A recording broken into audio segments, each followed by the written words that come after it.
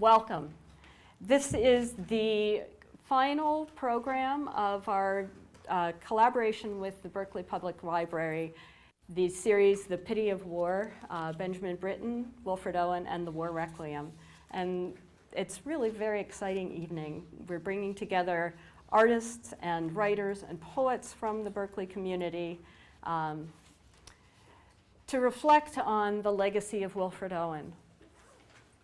So I'm going to back up a minute. I got ahead of myself because I'm so excited about this, and introduce the sponsor of the event, which is the Berkeley Community Chorus and Orchestra. And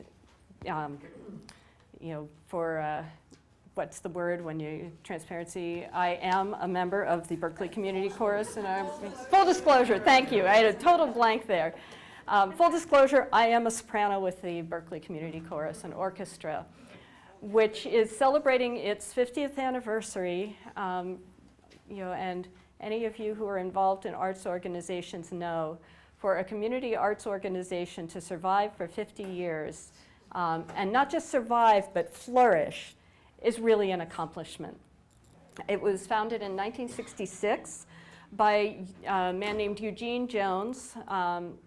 He was the first African-American conductor of a large choral or orchestral ensemble, and he had a vision for a chorus that would require no auditions, so anyone could sing. You did not have to be able to have certain training or certain proficiency. You just came in and picked up your music and rehearsed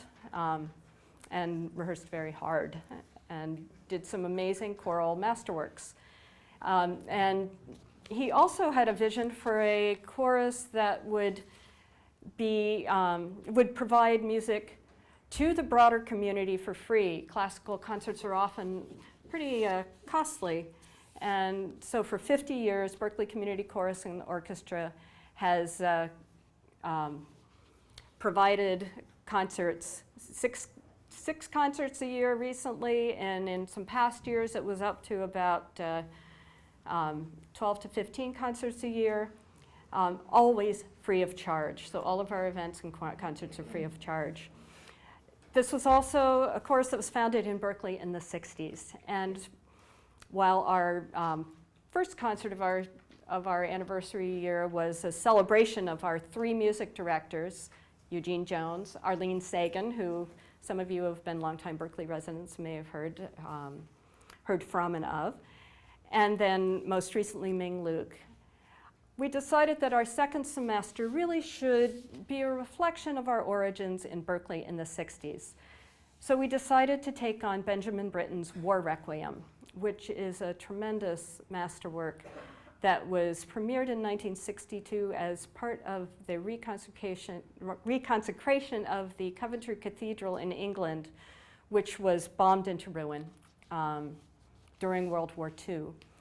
And Britten, who had been a pacifist and conscientious objector during World War II, chose to write a piece that was a requiem, and it was built around the traditional requiem text, the Latin Mass for the dead, and combined with the World War I poetry of Wilfred Owen.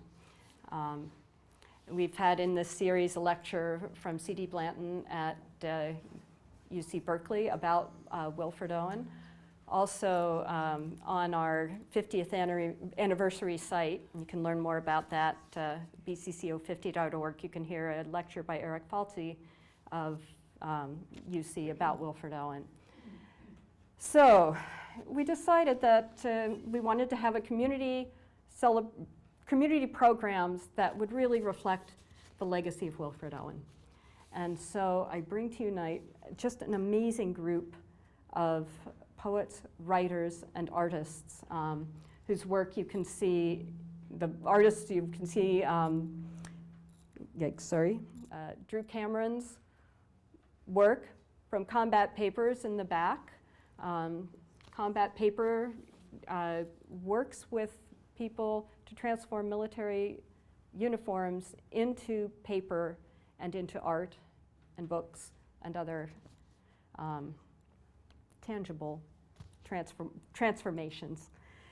And I also want to introduce the cups up here, which are works by Ehren, who is a ceramicist and a veteran of the Iraq War. He was a Marine. Came back and got his MFA at UC, and he makes cups.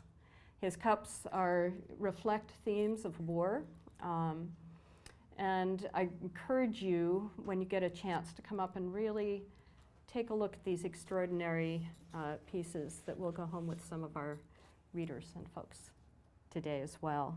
Thank you, Ehren, for being here with your cups, and Drew for bringing the combat papers. We have a couple of other community partners I want to mention. One is Warrior Writers, and our program tonight is full of some of the Warrior Writers. Warrior Writers was founded by Hughes and Ehren, help me, Lavella Kalika, to bring veterans together to write, to tell their stories, and to transform their military experiences into these writings. And Ehren will say a little bit more about Warrior Writers as well. And also a group of people that are loosely known as the Veterans Writers Group, or Veterans of War, Veterans of Peace, a group of writers that has grown over the years, a collaboration with a group started by Maxine Hong Kingston after her house burned in the Berkeley, the Oakland Hills fires, yeah, and she wanted to do something and began to work with veterans, and you'll meet some of the folks from that group here as well. So to start off, I want to just share with you the preface from Wilfred Owen's book of poems. Wilfred Owen died a week before the armistice, was killed in combat during World War I, a week before the armistice. He had written a number of poems. He befriended Siegfried Sassoon, another of the World War I trench poets, at Lockhart, which was a hospital where recovering vets were taken, and one by William Rivers, who identified this phenomenon of shell shock and worked with people. Owen was there with Sassoon. They talked a lot of poetry, and Owen went back to the battlefield expecting to come back and publish his book of poems, and wrote this preface. And I thought it was a good way to start the evening. Unfortunately, without my glasses, though. This book is not about heroes. English poetry is not yet fit to speak of them. Nor is it about deeds or lands, nor anything about glory, honor, might, majesty, dominion, or power, except war. Above all, I am not concerned with poetry. My subject is war and the pity of war. The poetry is in the pity. Yet these elegies are to this generation in no sense consolatory. They may be to the next. All the poet can do today is warn. That is why the true poets must be truthful. So we were going to begin our series of truth-telling poets with a woman whose work I was introduced to when I was in college in the late 1970s with a book called Woman and Nature, the Roaring Insider, which helped to ignite the ecofeminist movement, and it was a really powerful influence on my life and my understanding of the world and my writing and everything. Susan Griffin is also the author of A Chorus of Stones, The Private Life of War, which is an extraordinary book, and I really encourage you all to read it if you have not. And there's a quote from it I'd like to use to introduce her, because I think it really, from Chorus of Stones, if you don't mind. So, perhaps we are like stones, our own history and the history of the world embedded in us. We hold a deep sorrow deep within and cannot weep until that history is sung. So your exploration of what lies in those stones has really brought a lot of meaning to my life, and I welcome you tonight to read with us. Good. Hi. So this is such a terrific thing you're doing, performing this beautiful piece of music. I'm going to start with a poem which I did not write, but that I translated. And it is a poem by Frederico Garcia, Lorca. We included it, my translation, in an anthology called Transforming Terror, Remembering the Soul of the World. I don't have any copies here, but that's UC Press if you are interested in it. Casita of the Lament. I have shut the balcony, so I will not hear those cries. But behind these gray walls, there is nothing but crying. So few angels are singing, so few dogs even bark. 1,000 violins fit in the palm of my hand. But the crying is an immense dog. The crying is an immense angel. The crying is an immense violin. And as tears quiet the wind, there is nothing to hear but crying. So you know that that was written, during the Spanish Civil War. And the next poem is mine, and it's about Lorca, but I just want to tell you in the meantime that on May 8th, here I will be moderating a conversation between Adam Hochschild, who just wrote Spain in Our Hearts, which is a book about the Americans who fought in the Spanish Civil War. And he will be speaking with Drew Dellinger, who is writing a book about Dr. Martin Luther King's environmental vision. Lorca. He was the one who wrote that line I learned by heart, green, I want you green. The music becoming part of me so quickly that day, though I did not know who he was. Green, I want you green. The poem rose up like a storm, electric and sweet, shaking my ears. Green the wind, green the branches. Out of a book called Modern, I read until the pages crumbled, loose and yellow in my hands, unbound as I was by what was printed on them. Cool face, black hair on this green balcony. I was young then, born in the midst of a war. So soon after learning to walk, I crawled with my sister and our friends up sloping lawns in a game we called Normandy. Drunken guardia civiles pounding on the door. We won, the fascists lost. Newsreels brought us every advance. But when I read those words, leaving a trail of blood, a trail of tears, I did not know Lorca was a man who loved men, or I a girl who loved girls, or how they killed him, shoving their weapons into the place where he shared pleasure. It was not just torture they sought, but shame. Yet after this, after living with this story for so long, it's become clear that the portrait they painted was of themselves. Green, I want you green, green the wind, green the branches. And now I can see that those who inflict suffering do not escape. In time, their names are replaced by what they did. While the music of those who suffer becomes ours, a treasure we leave to our children. Green, I want you green.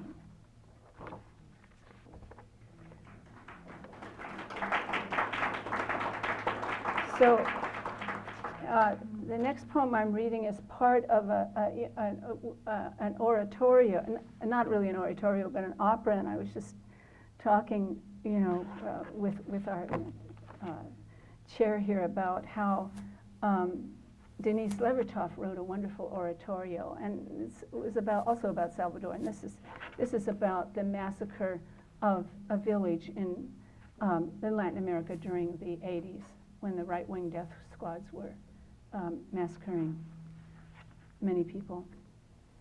And it was inspired by the work of Claudia Bernardi, who's an Argentinian painter, and she was also part of the Argentinian forensics group that went to unearth the remains at El Mohote and other sites where massacres occurred.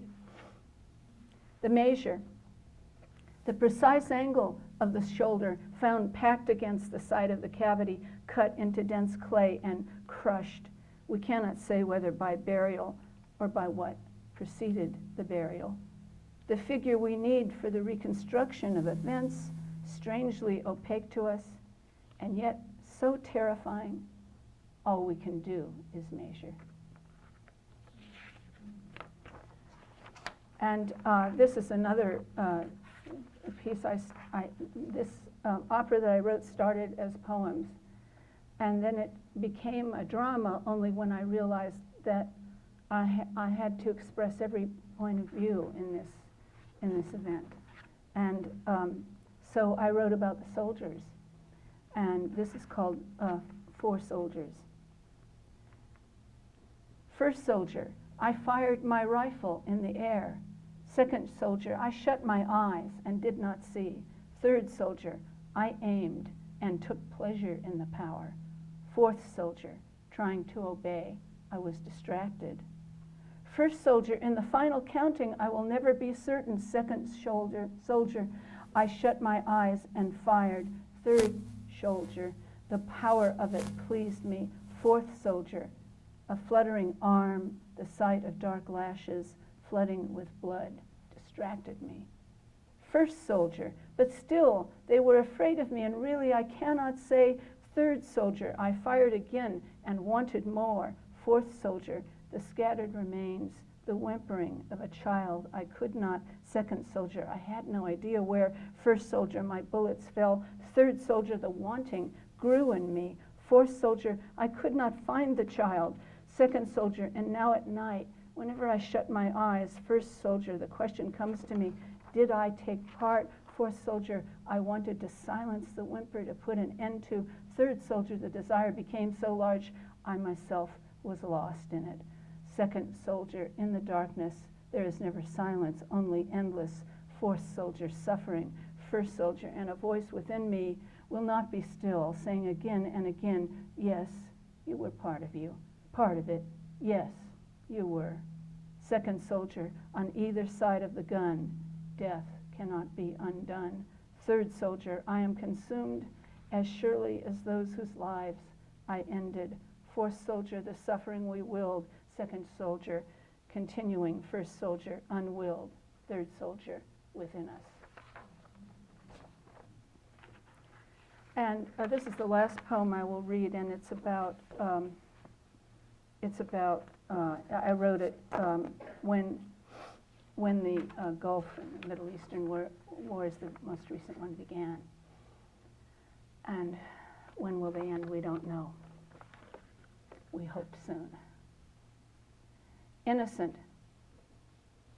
And the war goes on with the sister of the war and the brother of the war. The war continues. Even with the mother of the war grieving and the son of the war no longer with us, the war, innocent in its own way, the war knowing nothing more, goes on, even if the sister wanders, knowing nothing anymore herself. The war continues, even with the father hardly there. The war goes on, innocent in a way, even if the daughter sickens, knowing nothing. The war continues, like the brother, who goes on bravely, or the mother, even if she knows more than she wanted. The war goes on with the son forever missing, with a sister who is lost now in a different way, with a brother who has few words. The war continues, though the daughter may be sick to death and the father has gone somewhere distant in his mind. The war is innocent and it goes on, knowing nothing. It continues.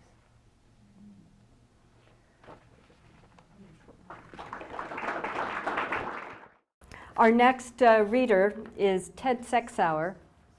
Ted was an Army Special Forces trained medic who served 2 tours in Vietnam, first with the 571st Dust-Off helicopter ambulance, and then as a senior medic with the 173rd Airborne Brigade in northern Binh Dinh province.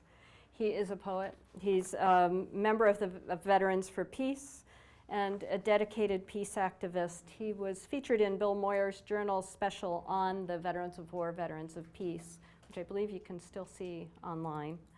And most important, he is my friend and a person of the deepest integrity who I am really very honored to introduce tonight, and who's going to get my microphone next.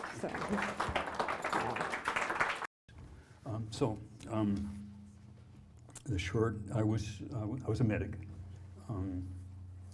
I have a sense that my war was more ambiguous, or that's how I experienced it, than Wilfred Owen's. He seemed very clear. So I want to share two poems. It'll be just a little over 5 minutes. It's rather an advantage, I think, that Owen had, that he was killed during the war, because following up 43 years after a war with all the things you have to figure out and go through, and all that is, has up and down, but lots of down. But I'm grateful for my life. So my work has been a lot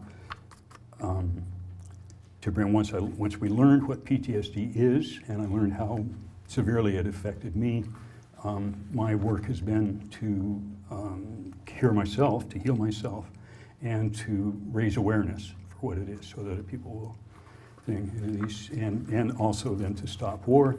And since that didn't work out so well in 2001, 2003, now it is to outreach to the young vets. And I'm sure you've heard, or it's well known, the statistic that 22 veterans kill themselves every day. So that's a true statistic. It's probably an undercount. So that's something we want to outreach and show people there's a better way. So I want to start with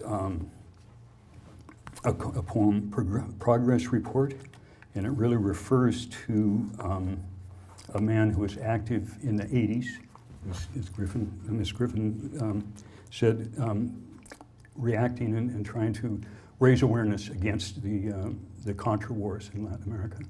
So this is a quote inside this poem. This Progress Report for Charles Litke is the epigram. To know is arrogance, to not know stupidity. The vibrant mystery of life lies somewhere between. So there's a quote by Norman Fisher, who's a Buddha teacher in San Francisco. 1967, and already in the Army, I became aware of the untoward nature of the war then going on, and I received a calling to become a medic, to act directly in the face of the evil. And unfortunately for me, this calling was composed of an unhealthy mix of Buddha-like compassion and a young man's impatience, and more damning, a young man's desire to be tested. All without benefit of any real spiritual base. I said I was a humanist. I said, right's right, now's now, and put it on the line. And I did some good there in that country, and I tested out okay, and I survived, except to the extent that my friends did not, and so many in that country did not. And I became overwhelmed by the suffering that passed through my hands, my heart, my mind. And I was benumbed and I was lost for many years. Now 30 years have passed. This was written in year 2000. Now 30 years have passed. 30 years, and in these last few years, I have at last returned to life. I taught myself to feel by writing out narratives of those times I remembered becoming numb in increments, and by reading the writings to citizens. I found perspective in the Dharma In the Dharma, I found soul sufficient to inform the heat of spirit. And now, at peace, I am become human. I let go the dread story, survivor's identity. I am here now. I don't want more. And now I am called back. At a gathering of veterans, a strong man stood and said these words: "The Vietnam War is not over. It is being carried on in other places by other means. The policy of the United States is to keep the third world third. We take what is not ours. And the United States is us, each of us responsible." I've known this all along. And now I become one with the good Americans who will to turn their ears away. I do not wish to forgo my easy life so long in coming. I can't deny my responsibility. I wonder what I'll do.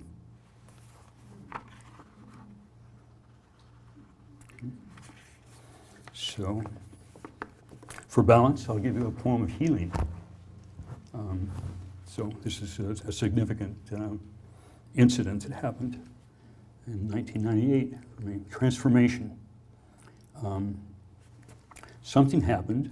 I don't know how to tell this. Something happened inside my head. I talked with a guy, a psychologist. I've been talking with guys like him for years now. Maybe it was all that preparation that has now changed me in an afternoon, in a heartbeat. Here's what happened. I talked with this guy, an alternative type of therapist. I mean, he has a PhD, and his office is an herb garden in Bolinas. I've been trying to get to the last juicy part of healing myself. After I learned how to feel, yes, I did. It took me about 15 years. After I learned to like myself, and then it follows to love myself. I had this last thing to do, to deal with the trouble that came with feeling. With loving a self I then needed to protect because I love it. I needed a way to live with the persisting fear of all that can go wrong. I needed soul. So we talked, and he gave me something to read. I read it. Here's a direct quote. It's a woman, a psychiatrist. She said, "To work on not being frightened, you have to bring love into your life all the time. It's the only antidote to fear." Now, I think I knew that, but I can't say why I could never set it in place before. She said, "You think you're afraid of other people, or afraid of being attacked, or afraid of losing your money, or afraid of losing your mind, when in fact you aren't afraid of that at all. What you're afraid of is that there is nobody there to love you." And she said, "It all goes back to feeling that you're a welcome person in this universe, not an important person, a welcome person." I read that, and I walked on the beach, and I thought, I should move to Bolinas, the way I always do when I'm there. And something very slight, nearly imperceptible, shifted in my chest. I'm lighter now. That's all that happened. I simply understood that these words apply to me. The universe loves me. I belong. Thank you.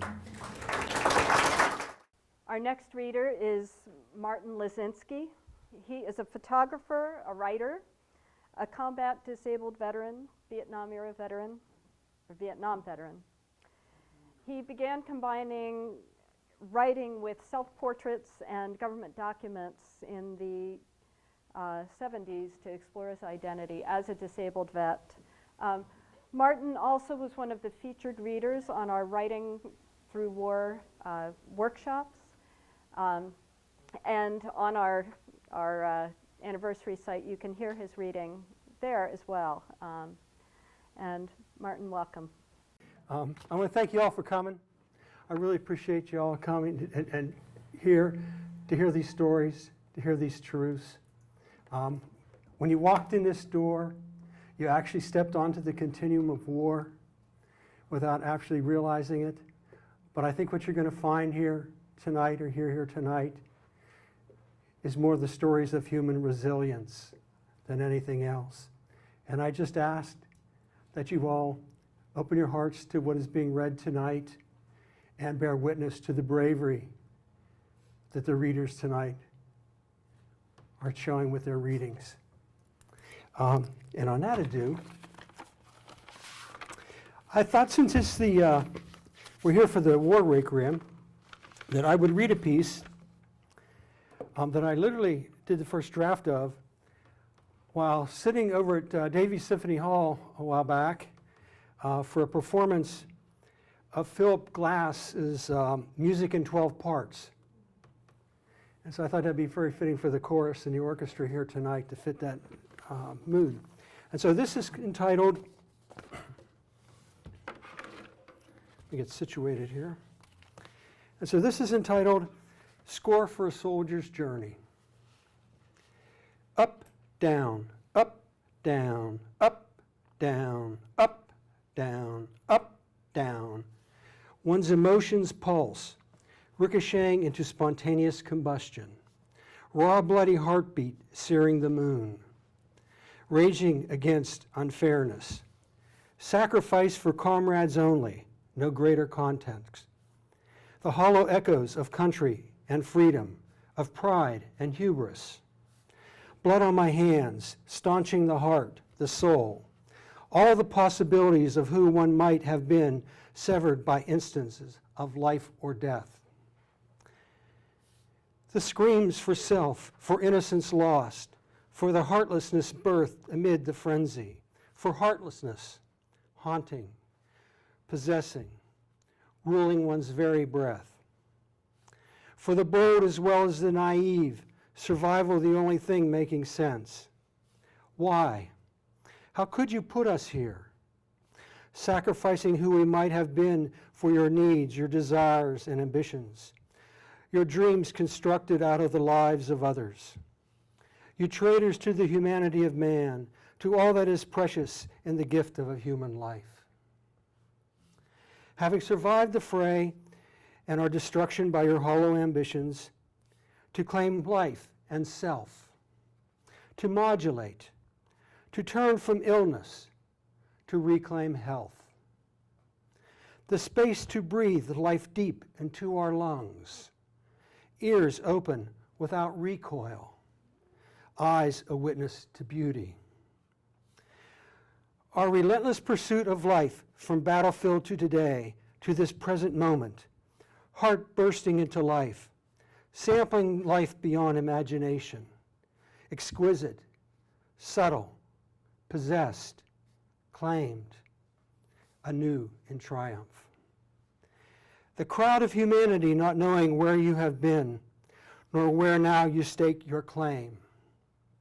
Such beauty birthed by pain, drunk on the ambrosia of life, in awe of mere embodiment. Reclaiming, becoming the composer of your own modulations, the score of a new life consciously directed, patiently allowed. Lives turn from who might have been to who one can become. Beauty embracing tragedy. Loss plucking the string that opens being.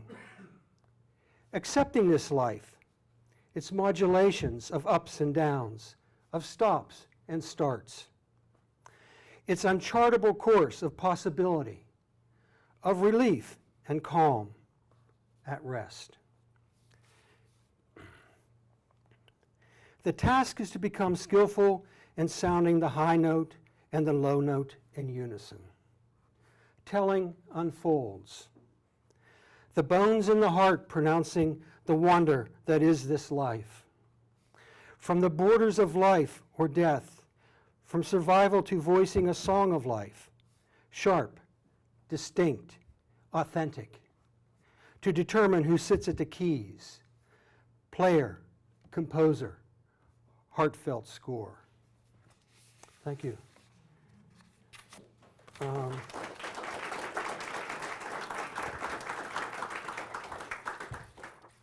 I think I'm going to have to bore some of my buddies from the North Bay Vets group and read something I wrote a few weeks ago after all. I offered this probably in closing. Ehren back there once told me that every vet has a homecoming story. And so this is mine, all right? And this is mine, but it's nothing special. It's no big deal. It's just what I experienced. But this is also what thousands, tens of thousands experienced. And so in writing this and reading this, I just am attempting to give voice to their personal experiences and what they encountered. And so I offer this to you now. It's called Homecoming.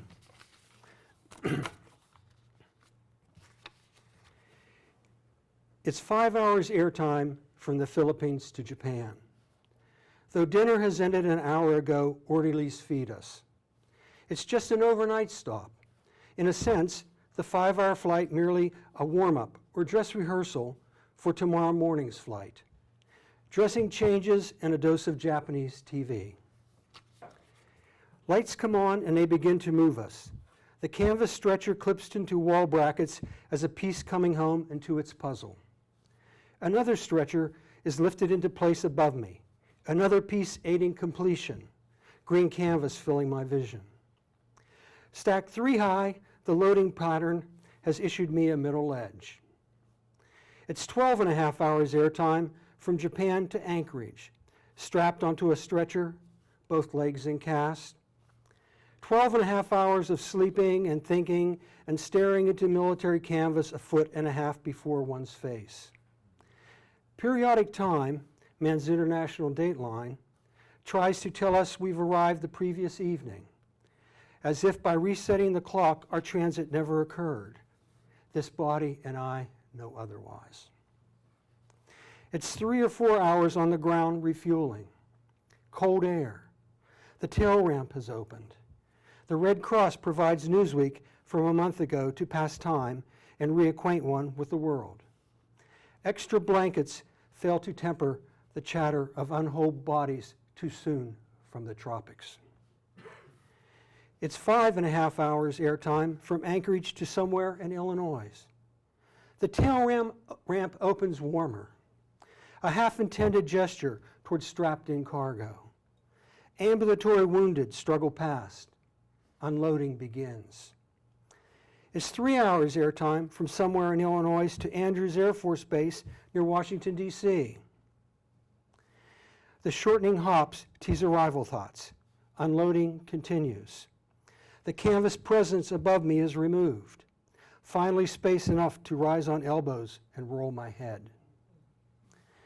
It's an hour's airtime from Washington, D.C. to McGuire Air Force Base in New Jersey. The plane climbs only to descend. Unstacked from the plane and restacked in a bus. Rolling my head on its side through 6 top inches of window, my vision scans the anonymity of a military airbase. No euphoric soldiers kissing runways. No POW families rushing toward embrace. Homecoming, not. Rather, arrival. A geographic point on what is actually a map of recovery. Cast remove, standing reclaimed, prosthetics fitted, leave granted, a wounded heart touching intimacy. It's a journey of abilities regained while mapping the wall of disability. Homecoming is not a single event, but rather the piecing together of life regained. One not restored, but set anew. Some of the pieces unrecognized, others unfamiliar. All trailing a shadow of pain. Pain felt deep in the bones and on the floor of one's heart. And then in closing, I would offer you, Nancy, one very short one. This is called Flight Log, and it is very short, so here it comes.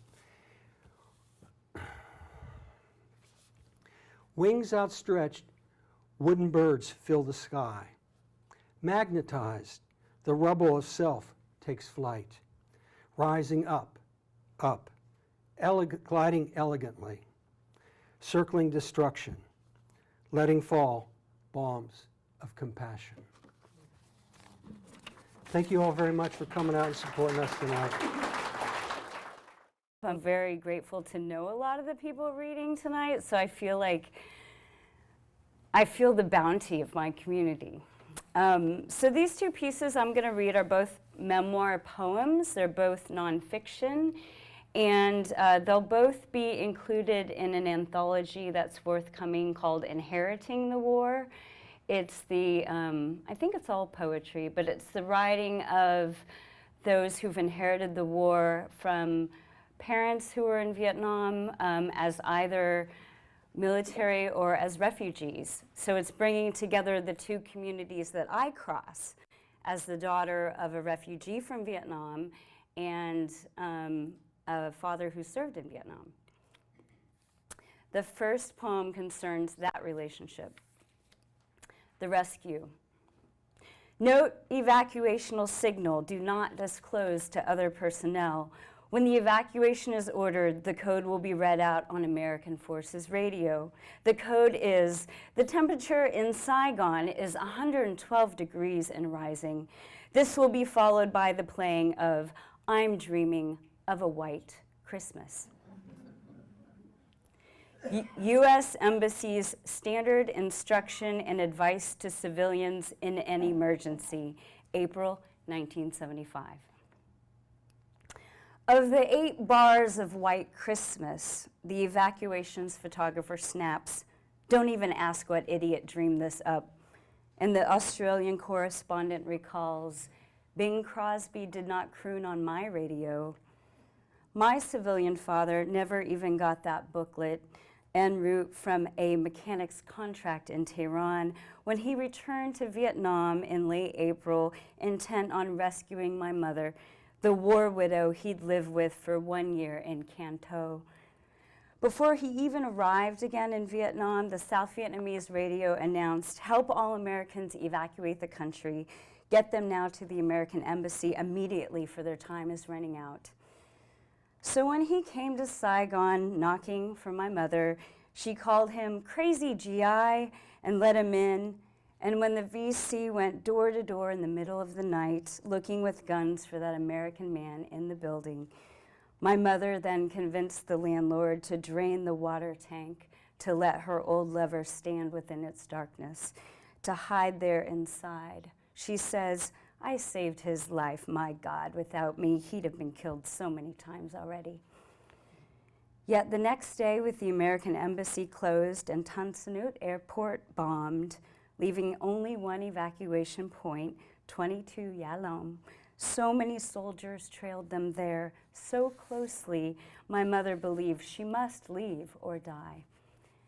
Like swift thousands in the frantic city, desperate to board CIA helicopters, a furious crush of elite Vietnamese knocking aside the less connected, afraid their own heads would fall as Saigon fell after employment and diplomacy with Americans. Somehow my father emerged a hero. I saved your mother because without me they'd have killed her for sure. Never mentioned the enemy's door-to-door search while standing that night in the emptied water tank, praying to God for some uncertain deliverance from the war we all cannot bear to remember. Each still insists upon their own rescue mission, where the treetops glisten and children listen to a staccato helicopter's gradual fade out within the infinite coda of long silences. So this second one is about my mother's relationship, mostly, to her third husband, who was an American U.S. Army combat helicopter pilot for 6 years in Vietnam. So my mother married 3 military men. I was there for 2 of the marriages. And there is reference to her previous 2 relationships in this one, although it's mostly centered upon the 3rd marriage, which she is still in after over 30 years. Banquet of consequences. Which came first, Vietnam or ghosts? Our supper times torn through eternity with staccato bullets from my mother's mouth screaming, "Do you know how easy it was to get you people to blow up an entire village in South Vietnam?" My stepfather never answers, sitting there with hands folded doves, folding away his combat helicopter, his Cobra helicopter, and now holding that last drop of gentle, even as my mother hears thunderstorms as bombing missions. When a few VCs shoot up and run, you return fire and kill the entire village. And the VC went over the countryside around and they used your firepower to do it, huh? That memorable door draws open, slams shut, as opens another. She knows military strategy, my mother. First married 13 years to an officer in South Vietnam's army. She even ran him supplies through VC checkpoints, past enemy borders, to get to battles disguised as herself. In her chum clothing, a beautiful marketplace woman in jewel-toned headscarf and sarong, peddling produce and livestock. We were farmers, after all, with 1,000 heads of livestock, now a different kind of livestock carried in market-bound baskets. Do you know that once during a 3-day battle, I had to sneak him and his battalion coffee and sugar to keep them all awake while surrounded by enemy and stuck in a lighthouse built by the French? Yes, yes, yes, Mother. And none of it worked in the end, in this broken glass you're holding, this broken-looking glass. You brought him home as a skeleton, always identifying bodies, but this one's the hardest. Even after hundreds, if not more, of your husband's soldiers, the officer's wife might be the only one who'd know them all. I know. These memories are inconsolable, and you cannot bear them. We cannot bear them either, yet we must. Even the 6-year combat helicopter pilot, an American Army veteran, an ally to her husband's side, even he sat there, continuing to love her without apparent betrayal, despite their ghosts always converging as a single darkening flash, demanding to know whose silences stand and whose memories lie within false alibis. Perhaps we're all getting caught for eating from the ancestors' altars, reckoning for bloodshed or innocence lost on sacred grounds. So I never could ask which came first, ghosts or Vietnam, brought even from my own father, an American civilian contractor to South Vietnam's military who'd evacuated Saigon with my mother. Ghosts and Vietnam. No real end and no legendary beginning, but always together. Or else how would we be sitting here in Texas with plates of food steaming before us, fragrant, in a humid heat that's supposed to frighten me of hell? Instead, I'm embroiled in their unending argument over military strategies and burning bodies of children, lemongrass chicken and Agent Orange poisoning, bitter melon and oyster sauce, ruptured supply lines and jasmine tea. As long as he loves her and continues to eat at this banquet of consequences, he atones for his sins against her country and people in some way. As long as he loves her, perhaps his military strategy can improve retrospectively with his own chances for survival, and she'd lose her first husband a little less. He'd be less of a ghost, maybe even her daughter, the one born just ahead of me, her oldest born here, her confidant, her keeper of the unanswerable why. Even as he bore her more children, she'd left behind 4 and lost 1 to death. So we never could chase away the ghosts, our ancestors and our recent departed, enfold their demands into the proper ritual sacrifice. Yet in 4th grade, that song 19 made newscasts echo through radio airwaves, sampling a filmed Requiem for vets. 8 to 10 years after coming home, almost 800,000 men are still fighting the Vietnam War. But it wasn't just one war, since my parents were still fighting different Vietnam wars, all of them looking for their own dead in subterranean rooms at night, trying to make love, not war, during the day, each day with its own little kill ratio, with no way to know how to live with fewer regrets, because even within folded doves, that last drop of gentle disguises. Thank you.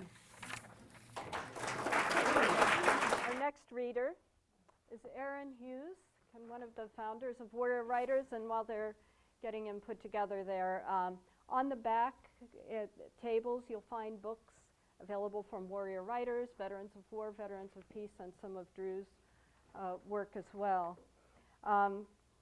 Ehren helped us in facilitating the Writing Through War workshops as well, and what really struck me was in his facilitation, he had a deep kindness.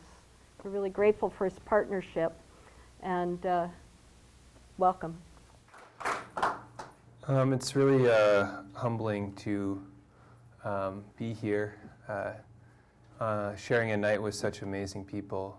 Susan Griffin is somebody that's inspired me on a very, very deep level, and I really appreciate all the work that Nancy and Julie did to organize all these events, and it's really humbling also to be here with Ehren Toole, and also another co-founder of Warrior Writers, which it was Lavella, myself, and also Drew Cameron. He was there at the beginning, and he's here.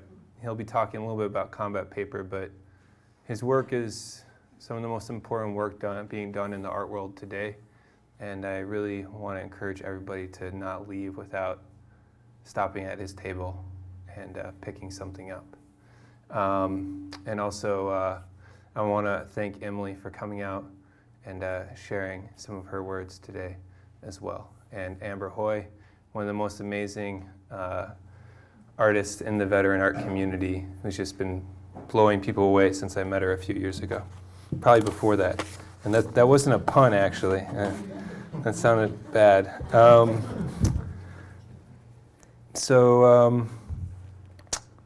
Yeah, I'm just going to read a few. A bird knows no barbed wire. Written in Baghdad, spring 2004, waiting for convoy clearance to head south. Tired, dust-covered, waiting. Convoy clearance, 3 weeks gone, lost dusk in western Iraq, IED on MSR Tampa, a bird flying in and out of barbed wire.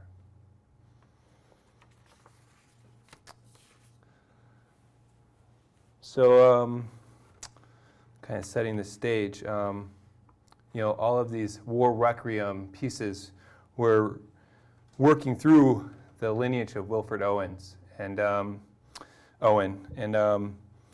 I was really moved by this one piece that's featured called Futility, and so I butchered it, and I stole some words from it, and I'm going to share that. Move him into the sun, bloated, rotting, yellowish, purple, and dried brown liquid. With face down, body I never saw, but his eyes. I swear I was there with you in the sun, where? Gently its touch awoke him once from death. Body excretes, and we taste the flies and maggots mixed with dust, all stuck in our teeth like rot. At home whispering of fields unsown, covered in snow, gray winds chilled toes and numb battered cheeks. Her thoughts no longer sweet, just cold. Always it awoke him, even in France, that cold of grandmother's hand in silk pine steel box. You remember how it was too cold to sleep. You remember the blood rolling down dirt, sand highway. You could not take it with you. The mag light you left behind, your flashlight filled with holes.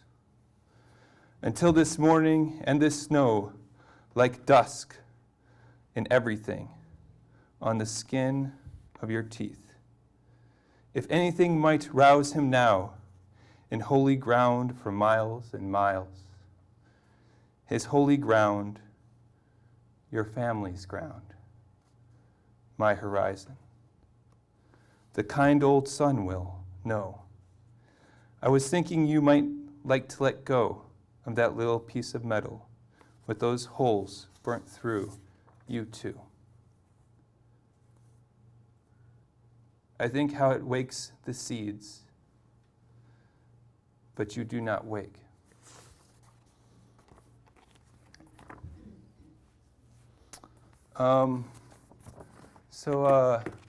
I've been thinking a lot about the men that are still detained in Guantanamo. So there's a book edited by Mark Folkoff, one of their lawyers, called Poems from Guantanamo.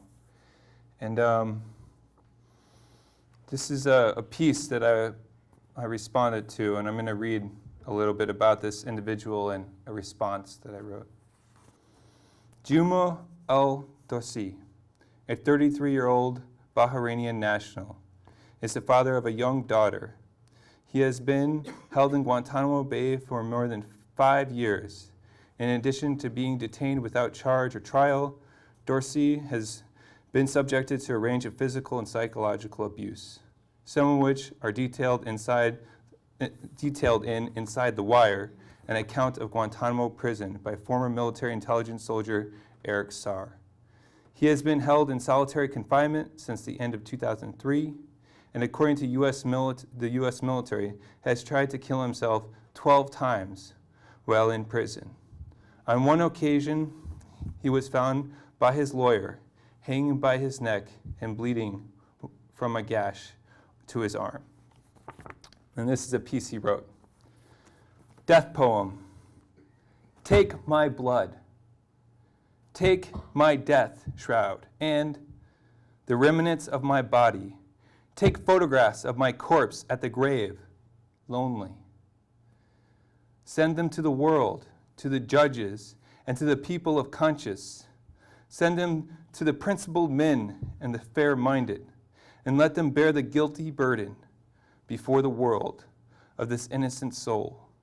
Let them bear the burden before their children and before history of this wasted, sinful soul, of this soul which has suffered at the hands of the protectors of peace.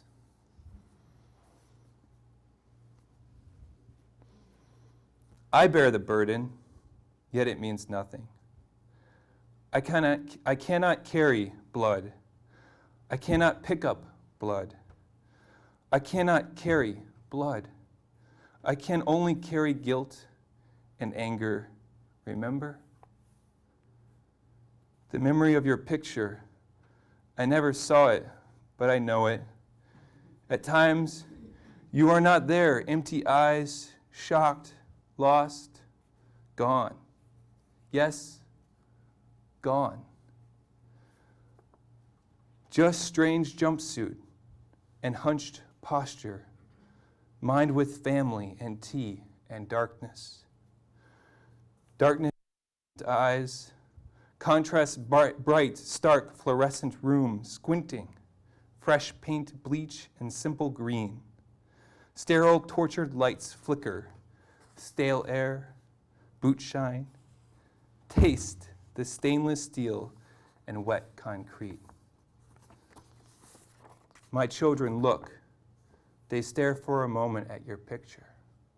The channel changes, the TV flickers, and they do not care. Your soul, carried by no one, I wish it was not true. It's true. They do not care. I took the picture you requested. I sent it to all the news outlets. It was not published. I sent it to the UN. No response. I sent it to your family. Return to sender. I took your blood, body, life, soul, and no one cared. This was not the first time. We've done it before. You remember? Don't you? Perhaps your picture was too gray, too washed out, but I remember your skinny body was clear. You laid on the stainless steel. You were cold gray, wilted. You were silent, all that groaning and gurgling silent. And I wish you were still here, telling us about your son who is now a teenager, working on the streets near the river that is now dry and dead and full of trash. Your son who sits over shoes and boots, cobbling leather. Your son who does not know he has a father. At least he did not understand when I showed him the picture. And, gonna conclude just with one last poem to a good friend of all of ours. Well, it's kind of a diptych, so you'll have to deal with two. Joshua Castile. Iowa blonde, Midwest height, seeking self, seeking others. Respectful smile, humble eyes, deep impression, nuanced rhetoric. Firm body, bookish glasses, tranquil fighter, conscious witness. Sports coat, socks cat, desert winds, hidden assassin. Loving embrace, stern vision, brilliant faith, transcend conflict. Just rest, hopeful sage, love one's enemies. Josh served at Abu Ghraib, and in the middle of an interrogation process, he decided he wanted to become a conscientious objector. He applied for conscientious objection while he was deployed, and because of that, he was taken off of his assignment of interrogation and put on burn pit duty. It gave him cancer, and he died in 2012. He was a really good friend of Warrior Riders and this community, and really just an inspiration to a lot of us who are trying to figure out how to get the words out about these experiences. So thank you. So what I have with me this evening and what is on the back table is a series of prints that I created in part because of this project I was involved with about World War I. And I thought it most fitting to bring with me this evening. It's from a piece by Kronos Quartet called Beyond Zero, 1914 to 1918. So perhaps some of you may have already come across this. My contribution as a paper maker and as a veteran was to work with the composer and the filmmaker as well as the quartet and combine a series of images that I found through my research over the years of doing this work of making paper from military uniforms, combine them in such a way that there was a narrative to accompany this piece. So what I have is a series of these prints on the back. It's called Beyond Zero. I have some other ones that come from the research and the imagery that I had uncovered from that time frame. But one of the last things I'd want to say is I haven't been to a poetry reading, a war veteran poetry reading for a long time. And I forgot how fun it is because people are really kind to each other. So I appreciate everyone that came out and that organized, that put their effort and their organization talent to make it all happen to be here in Berkeley. So I appreciate that. But like Mr. Hughes said, before you leave, make sure you come by and stop at the table, say hello. These prints are available, and it helps Combat Paper keep its wheels turning, as it were. The workshops that we do are all across the country, and they're specifically free, accessible workshops between veterans and the non-veteran community, taking the material from war and turning it into handmade paper. So that's where we're coming from. So thank you very much. The next reader is Aimee Phan. And Aimee is also a teacher at the California College of the Arts. And her first novel was The Re-Education of Cherry Trong, which explores the intersection of history and human hearts. Got that from you, right? And her more recent book is We Should Never Meet, which are interlocking stories that stem from the Operation Baby Lift. And I'm going to let her just dive into reading. Thank you for having me. Thank you, Julie. And thank you, Nancy, for hosting this and introducing me to these this wonderful, inspiring collection of readers. I've known Julie for over 10 years now, and she is 12 years. She's one of the best things that came out of the Vietnam War, I believe. She's an amazing person, and I'm honored to know you. And every year I hear you read, I am proud to be your friend, and I'm proud to be your colleague. She actually attended, the way we met was, I was giving a book tour, and I came to read in Portland, and this is actually my first book, We Should Never Meet. And these are both books that deal with the Vietnam War and the aftermath of the Vietnam War. And very much the reason why I write is because I am a child of 2 Vietnamese refugees who did not want to talk to me about the war, did not want to talk to me about the migration because it was their nightmare. And they were in America and they needed to get past this, and they saw me and my brother as people who were fresh and clean and pure, and I understand it because I have children now, and I understand the need to protect. So because they wouldn't share their stories, or they would only tell them to me in very vague ways, I had to discover them in different ways, and I think that's why I write. This is why I do research, to understand the war, understand where my parents and where my family came from. I come from 2 very large families. My dad had 9 sisters and 2 brothers. Both of his brothers died during the war, and my mother had 3 brothers and 4 sisters, or something, some combination of that. There are lots of children, lots of aunts and uncles. And the first book, We Should Never Meet, deals with an aspect of the war that I hadn't known about until I came to college. It was Operation Baby Lift, and this was the evacuation of thousands of Vietnamese and Amerasian orphans and children who had parents waiting for them in America and in Australia and Canada. And this evacuation happened just a few weeks before the fall of Saigon. And I remember reading about this event in college and thinking, why doesn't anybody know about this? Why don't people ever talk about this event? Why don't people talk about the children that were born out of this war? And so I started doing research and collecting the narratives that I wanted to tell in the story. Also, the reason why the reason why I was in Southern California was my mother was a social worker. She actually received a scholarship to go to get her degree in social work from Louisville, Kentucky. So I think she was like the first Vietnamese person in Kentucky in the late 60s, early 70s. Good evening. The time is 7:30. The library will close at 8 o'clock. Thank you for letting us know. So she was one of the few social workers who actually could speak Vietnamese and English.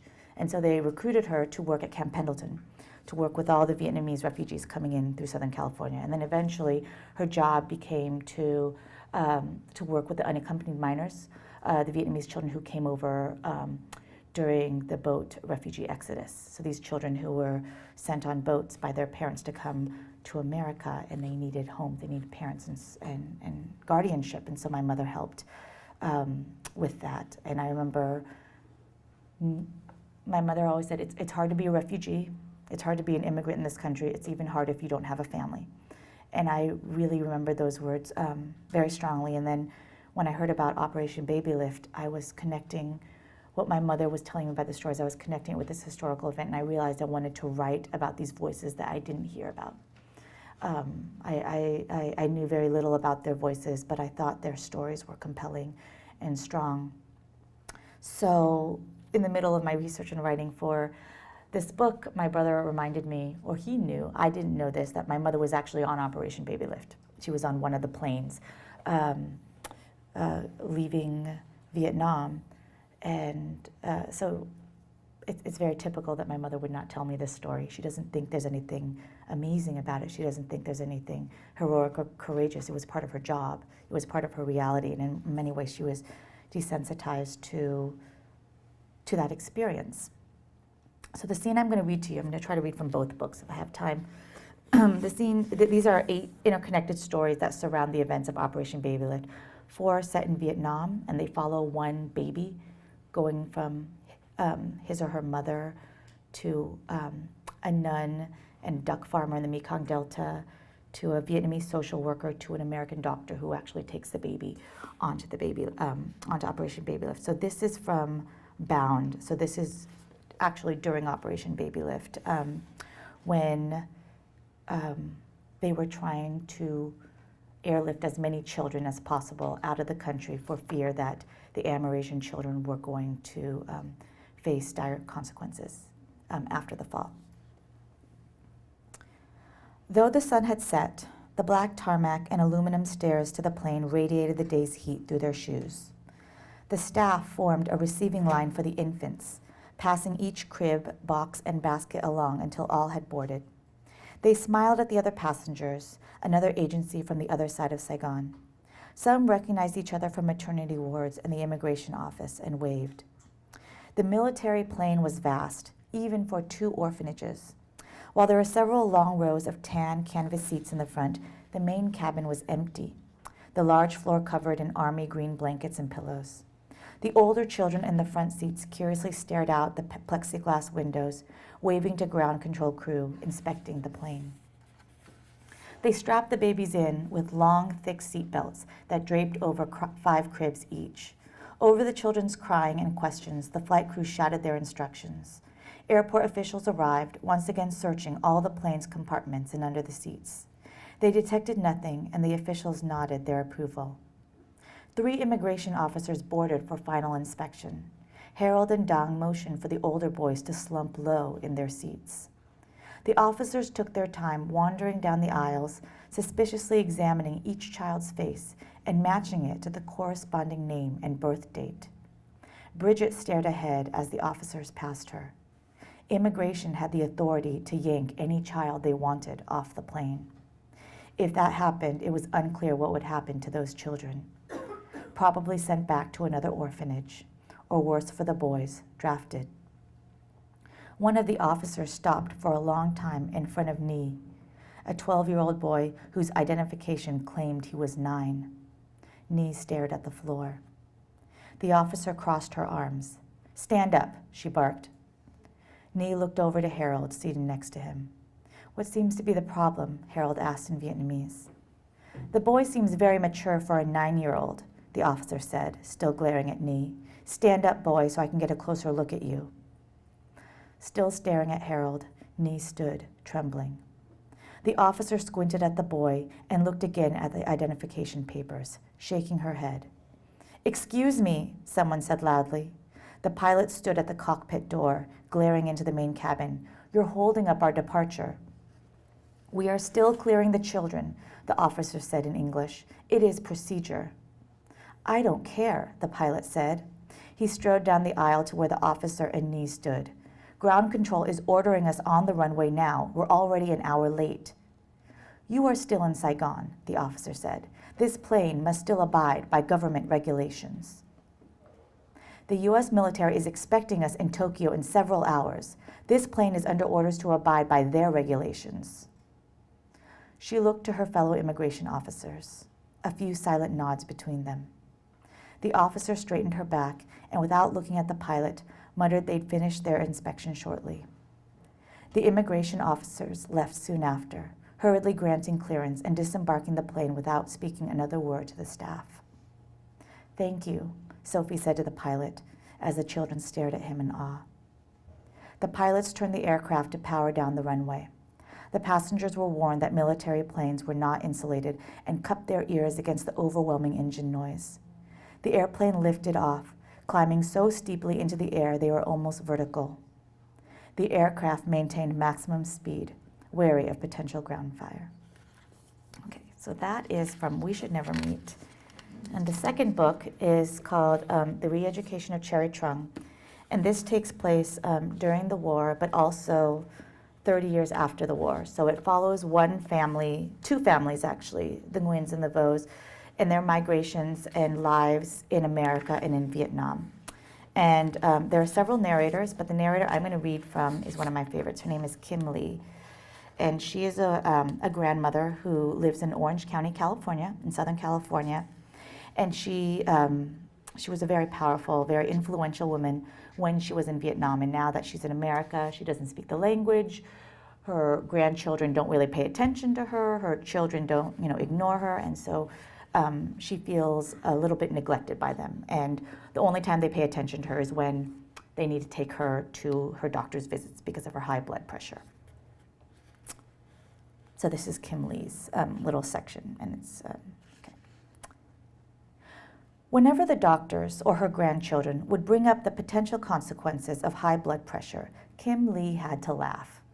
How could they guarantee that if she took this yellow pill in the morning and that blue pill at night, that her quality of life would increase by 15%? Unlike playing the lottery, which was all gain and tiny loss, a person's survival could not be determined by odds. If bad things were going to happen, they would happen. The pirates did not care if your boat had a 65% chance to reach Malaysia unscathed. They would threaten and pillage you anyway. There were nearly 40 people on their fishing junk. And though Kim Lee had complained that their family had been shoved into the undesirable middle section, with no quick access to pee or vomit off the side of the boat, she realized when the pirates appeared how fortunate they were to be protected by so many bodies. Everyone knew who they were, what they wanted, when they saw the boat creeping up the horizon hours earlier. There were only 6 of them, 6 Thai pirates versus 40 Vietnamese refugees. Logic dictated that the Vietnamese could simply overpower 6 thieves whose only weapons were dull fishing knives and rusty razor blades.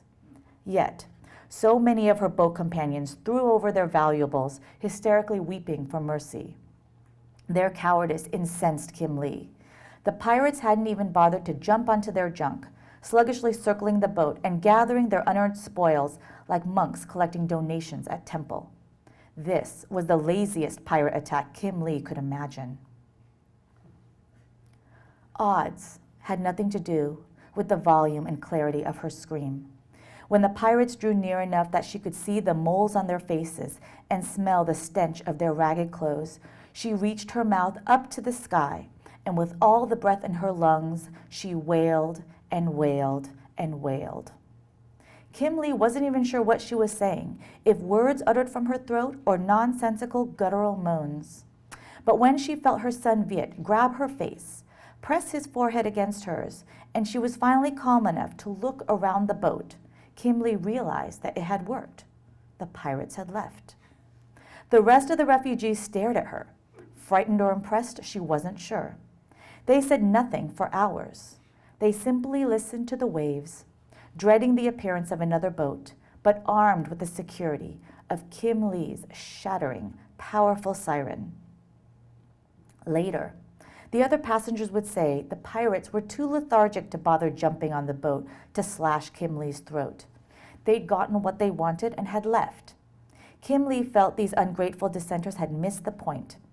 If someone were going to take something from her, she wouldn't allow it to happen quietly. Years later, her children would still have to wake her from these screams. The pressure of Viet's or another child's hands around her shoulders, the soggy texture of the sweat and tear-stained sheets, the warmth of the bed, these sensations returned her to America. She was not on a boat. She was not falling into an ocean. There was no need to shout. And that is it. Thank you. The library is serious about their 8 o'clock closing. So I just will thank you now, and we're going to have Emily end with a song. So I'm going to thank you all now for coming and sharing this really extraordinary reading with us. And I feel really honored to get to read a piece. Some chorus members last night said, you have to read tomorrow night. So I said, okay. And I'm reading a piece that's being published this month in the 40th 40th anniversary edition of Calyx Journal, which is a journal of women's arts and literature, and I am honored in many ways. And it also harks back to what Ted was talking about, and others have talked about veterans that come back with PTSD, and not all of them, and I guess it was Ehren gave the statistic of the 22 people a day committing suicide. So this is about those who are left behind, called This First Bright Day of Windy Spring. Afternoon breeze lifts white sheets. They billow like costumed ghosts over my head. I am hanging out laundry. This orderly suburban neighborhood, I am the only one who hangs out laundry. You're crazy, use the dryer, the old lady next door always tells me, her Belfast brogue so thick I miss a beat whenever she starts to talk. Her next sentence will begin, if I continue to listen, you know, during the Troubles. She'll tell me about the back-breaking work of hanging out laundry for 5 children. She'll talk long enough to dry sheets, and I'll fail each time to see what the Troubles have to do with hanging out laundry. Wind direction shifts, the sheets whip down. Fitted double caresses my thighs and stomach, scrapes up my front, flips over my face, billows again, ghost-like, over my head. I like them, these hanging sheets. They are my suburban ghosts. There are things I don't tell my neighbors, not anymore. They rush to close their garage doors. They dash off, how are you? They don't want an answer, at least not from me, mother whose soldier son came back one day and shot himself in his childhood bedroom, 6 months, 3 days, 4 hours ago. I pull the fitted sheet down, full of wind, wrap it around me like a child dressed for Halloween. Ghosts aren't mean, I told my son when he came home frightened from 1st grade, unsure of what he might meet on the streets outside, unsure of phantoms and spirits standing in the way of trick-or-treat candy. Ghosts aren't mean. Sometimes they just have trouble communicating with humans. You treat that ghost with love and respect and you'll be just fine. I didn't know where that came from when I said it. I still don't know, but now I know what a ghost is and what it's like to have one of my own. I released the sheet. It arcs to reveal my neighbor of the Troubles hobbling over, red oven mitts caressing a pan. She steps on flagstone paths between garden plots I've always planted by the first day of spring, plots I have no interest in planting this year. They are empty, untilled. 23 red lettuce plants have volunteered between the stones. Mrs. Neighbor steps carefully to avoid them. I find I am glad of that. I don't think I could stand any more death here, not even plants. She stops 10 feet from me and looks at the sheets. Ghosts, I say, before I think of it. And the library will close in 15 minutes. Elevators shut down at 7:50. We will begin closing from the 5th floor downward. If you have items to check out, please come to the 1st floor now. She stops 10 feet from me and looks at the sheets. Ghosts, I say, before I think better of it. She looks at me. She looks up. The wind is stronger. A sheet pulls back. It snaps loud. She flinches, and I realize I've never even asked her name, that she stood here on my path, nameless, every week for months. Anna's mom, her son-in-law, introduced her to me. I know, she says. We are quiet, mesmerized by white cloth. I thought mine would stay behind in Belfast. Most did. Not my 2 sons, though. They come now and again at tea time. She hands me the pan, a warm casserole, old-fashioned and nurturing, one she's brought before. She ducks her head under a sheet that's floated down. I can't see her face. Come, tell me about the Troubles, I say, and lead her to the back porch steps, where we sit and talk while the laundry dries.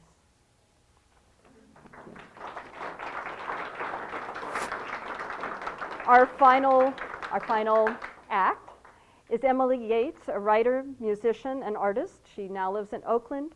She spent 2002 to 2008 in the Army as a public affairs specialist and has now moved to California and plays the ukulele, which is something dear to the folks at BCCO.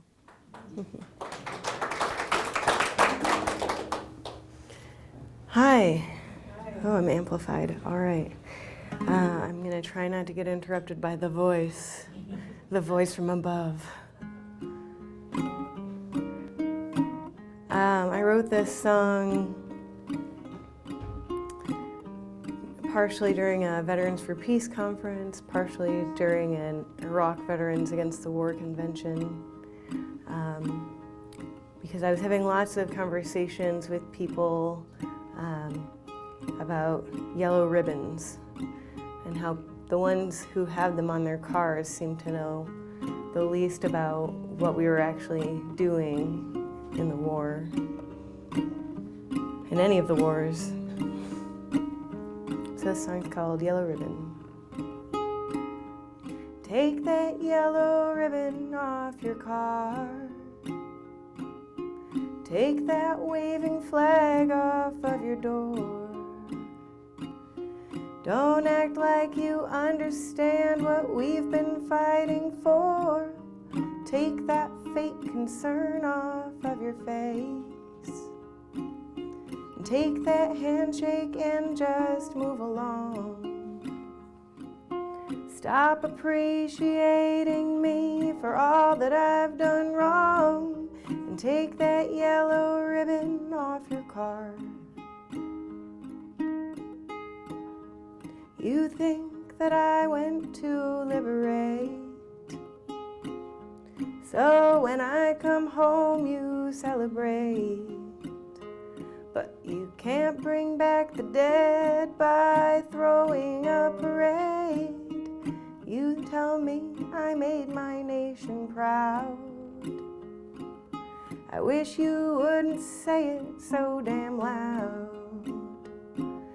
My boots were on the ground while your head was in the clouds. So take that yellow ribbon off your car.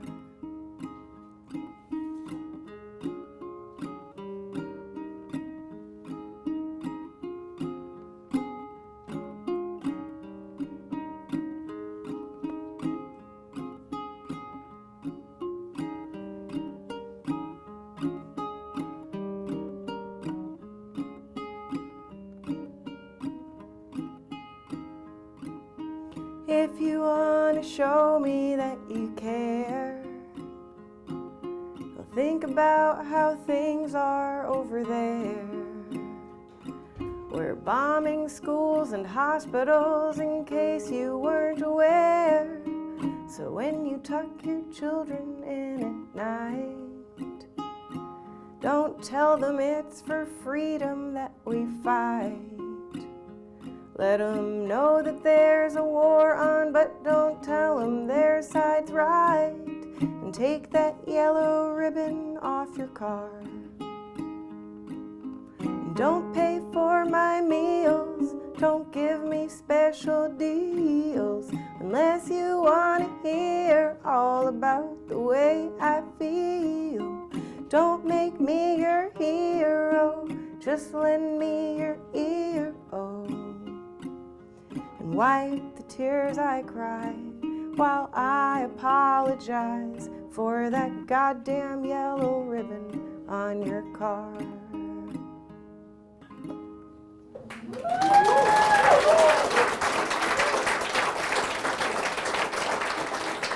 Thank you.